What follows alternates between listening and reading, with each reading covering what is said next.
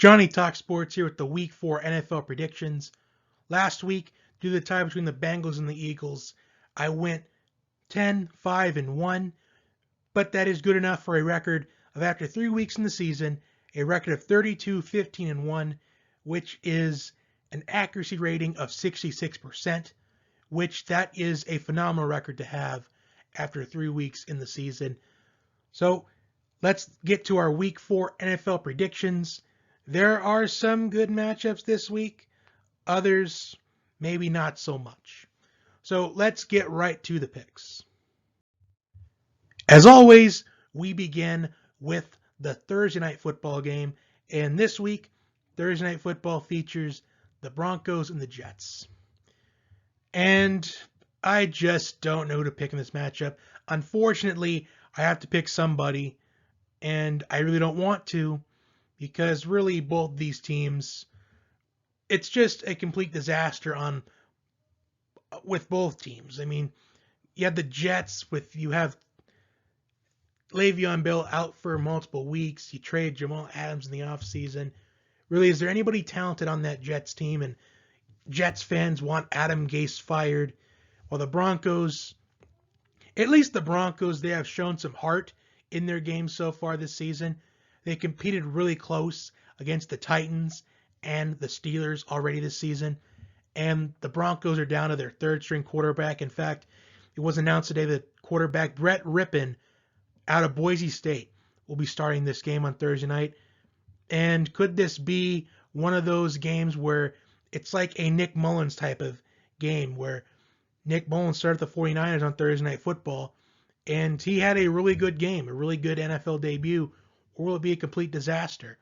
Because even though the Broncos signed Blake Bortles, they're not playing Blake Bortles right now. So this is their third option at quarterback right now.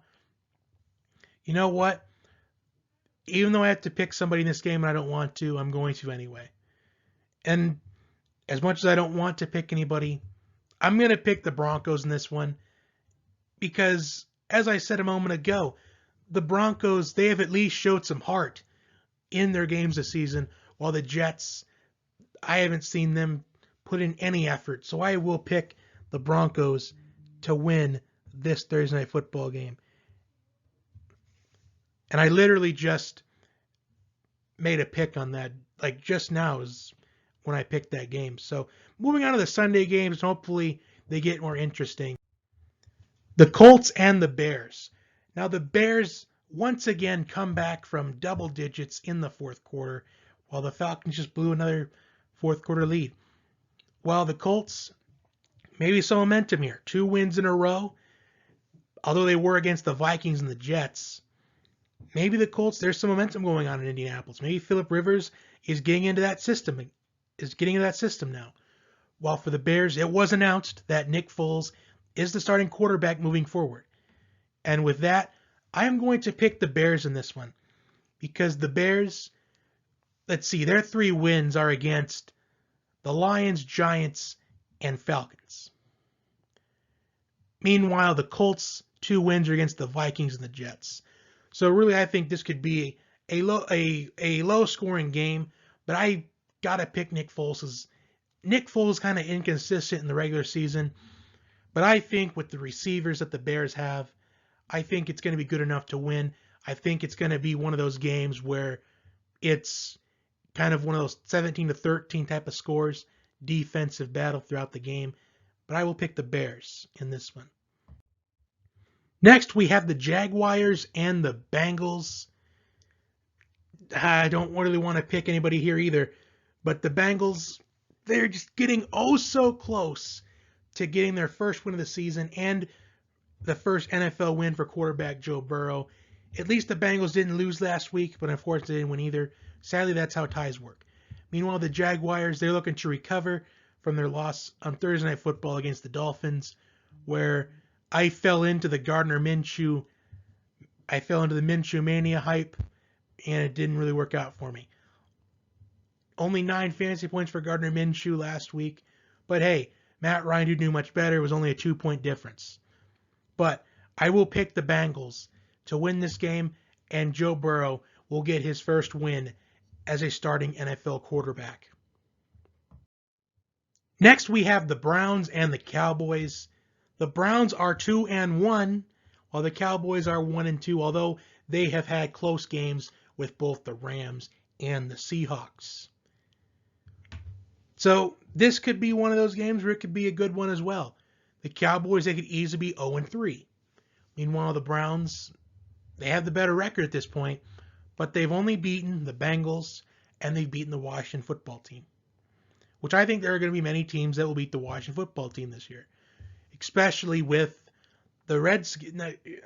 I keep saying the Redskins, but they'll always be the Redskins to me. So the Washington Redskins football team, whatever you want to call them, many teams will beat them this year. So I don't think the Browns, I don't think they're deserving of the hype yet, just because they've beaten the Washington football team / Redskins and the winless Bengals. Maybe if the Browns beat the Cowboys this week, then maybe I can buy into the Browns hype. But they have done nothing for me to buy into the Baker Mayfield bandwagon. Though you do got to give them credit, though. Despite the secondary for the Browns being depleted, they've still managed to pull a couple of wins together. But I picked the Cowboys in this one. Well, the Cowboys, they should be lucky they're not 0-3, but they're not. But I think the Cowboys will get their second win of the season. And plus, the Cowboys, they tend to play better at home. So I'm going to pick Dallas in this matchup. Next, we have the Saints and the Lions. The Saints are on a 2-game losing streak right now, losing to the Raiders and the Packers both in prime time. Now they go on the road to Detroit. Now this type of game, I'm getting some kind of vibes in this game where it's going to be really close. I think it'll be tight for most of the game. In fact, remember when the Lions, they came very close to upsetting the Chiefs last year. I think it's going to be one of those types of games. And the Saints, they are really missing Michael Thomas. They've missed him these last 2 weeks. I think maybe this week he's going to come back, and I think it's going to be a difference. But I think the Saints will win this surprisingly close, especially with the Lions coming off of a win against the Cardinals, with Kenny Golladay being back. Matt Stafford has his number 1 target back in the lineup. So I think this game is going to stay close, but I think the Saints win this at the very end. Almost exactly like the Chiefs and Lions last year. Next, we have the Titans and the Steelers. And this game, it's kind of up in the air right now. Is this game going to be played, or could this game get moved to either the Steelers bye week or the Titans bye week due to positive confirmed COVID-19 cases within the Titans team and coaching staff? The Titans have shut down their facility until Saturday. So this game, I still feel like it might be up in the air. Despite the NFL saying prepare if it's going to be played, the Titans will be at a significant disadvantage. So I'm going to pick the Steelers in this matchup because the Steelers, they're prepared to play this week. The Titans will be as well, but it'll be a significant disadvantage despite having the home field, which really, home field doesn't really mean much this year in the National Football League, considering it's limited to no fan capacity for the majority of teams. Well, limited capacity for every team, but no fan capacity for really the majority of teams right now. So I will pick Pittsburgh in this one. The Steelers' offense, it looks confident with Ben Roethlisberger. He looks happy with the offense after 3 weeks in the season. And plus the Titans, they're cutting it close every single week. I think it's only a matter of time until the Titans' luck runs out. I think it'll be this week. I will take the Steelers. Next, we have the Seahawks and the Dolphins. The Dolphins are on a couple of days extra rest, while the Seahawks, Russell Wilson, is playing at an MVP level. And could this be one of those Fitz magic moments? I honestly don't think so this week. I'm going to pick Seattle in this matchup, although we're not sure about the stats of Chris Carson, although his injury, it is a 1 to 2 week recovery time. Although Pete Carroll did say there is a chance that Chris Carson could play this week. But either way, as far as the Seahawks running game, I still think that Carlos Hyde and Travis Homer, I think they've got it. I think they'll be able to hold their own. And I'm going to pick the Seahawks. And plus, it's kind of hard to bet against Russell Wilson at this point in the season. So I will pick Seattle to win this matchup. Although the Dolphins, They were a surprise last week, but it was against the Jaguars. And the Dolphins, they are capable of pulling off upsets.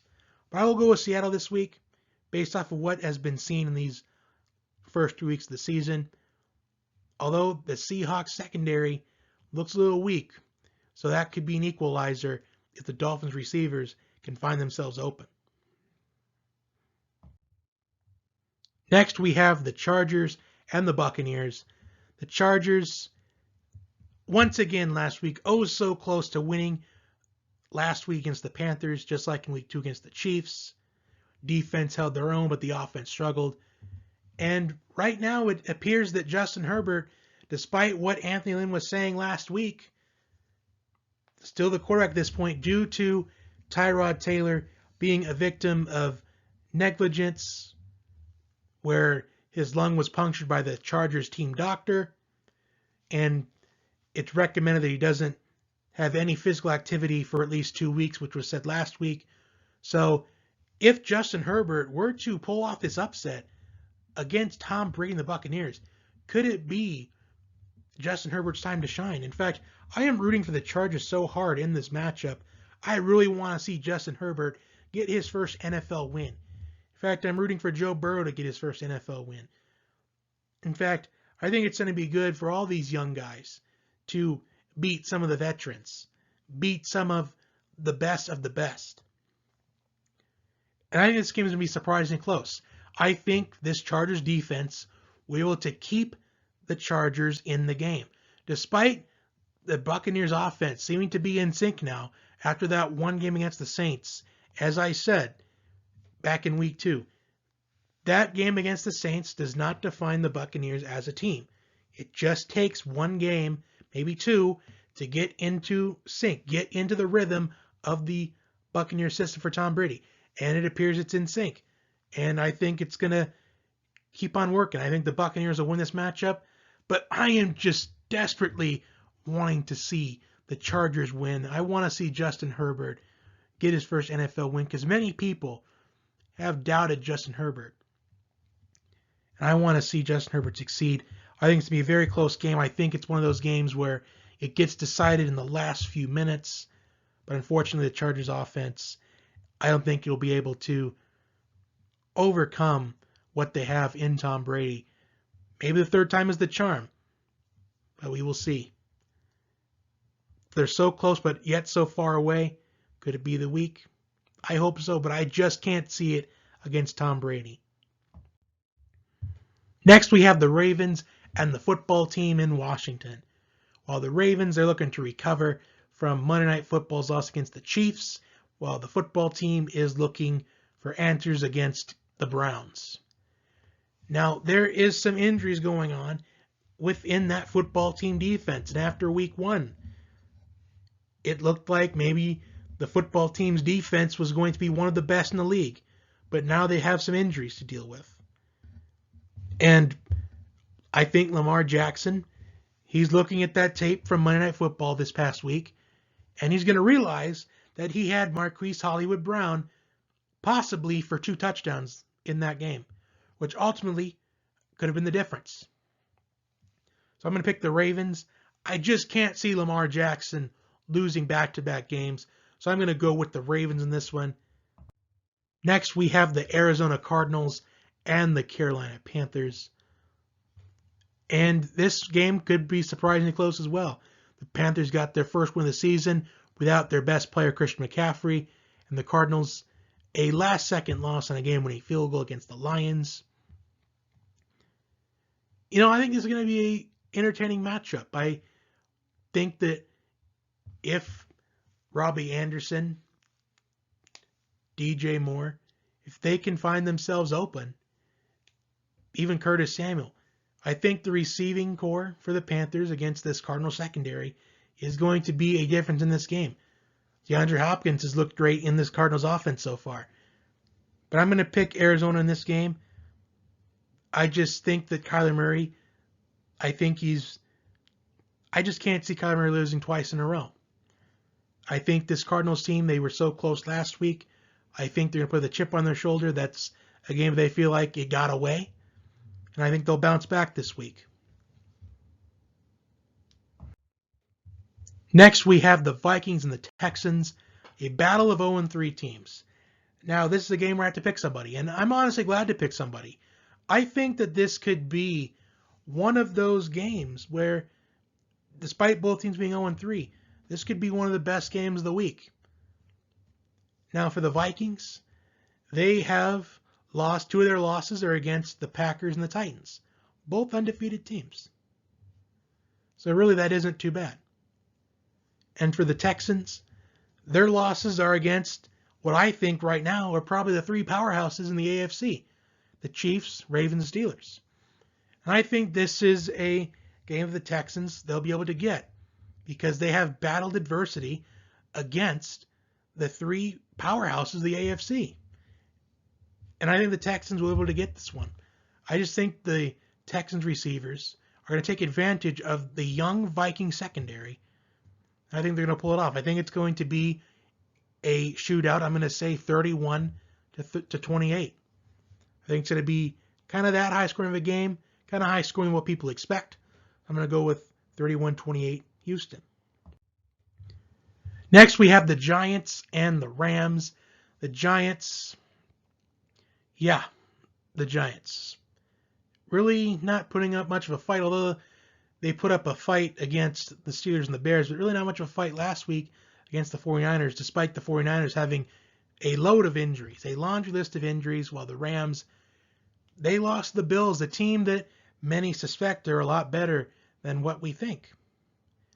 Well, the Rams, they were able to come back from 20-3, that kind of a deficit. The Bills scored in the last minute. So it was a hard-fought game for the Rams. And I think the Rams will bounce back this week after the heartbreaking loss last week. The Giants, I think you can almost put a fork in their season. Like, I think it's over. No Saquon Barkley. So I think Shepard's on the IR. Probably two of your best offensive players on the IR at this point. I think it's time to maybe try to get a high draft pick. Maybe they're going to be in the running for Trevor Lawrence. I don't know what they do with Daniel Jones. But I'm going to pick the Rams. Next, we have what I think could be a good game between the Patriots and the Chiefs. Now, can the Patriots defense keep the Patriots in the game? I think this could be an offensive battle.